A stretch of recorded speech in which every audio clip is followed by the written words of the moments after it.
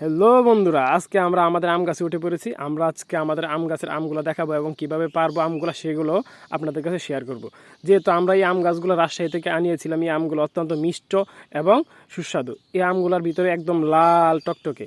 এই আম গাছগুলো আমরা রাজশাহী থেকে এনে আমাদের বাড়ির সামনে লাগিয়েছিলাম, যে আম গাছগুলোতে এখন অনেক পরিমাণে আম ধরেছে। তো এটা হচ্ছে আমাদের যন্ত্র, এটা দিয়ে হচ্ছে আমরা আম পারবো। এটা একটা হচ্ছে তেলের বোতল, যেটা আমি কেটে নিয়েছি, যেটা দিয়ে হচ্ছে আমি আম পারবো।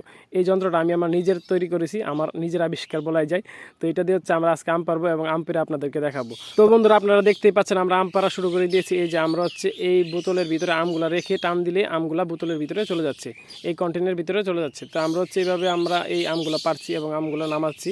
তো আপনারা যারা আমাদের এই ভিডিওটা প্রথম দেখছেন, তারা হচ্ছে লাইক কমেন্ট করে শেয়ার করে জানাবেন যে আসলে আমাদের এই আম পাড়ার যন্ত্রটা কেমন হয়েছে। এবং আপনারা যারা যদি নতুন কেউ দেখে থাকেন, তাহলে আপনারা যদি আম পারতে চান, তাহলে আপনারা নিজেরা এইভাবে তৈরি করে নিজেদের গাছের আম পারতে পারেন। ধন্যবাদ।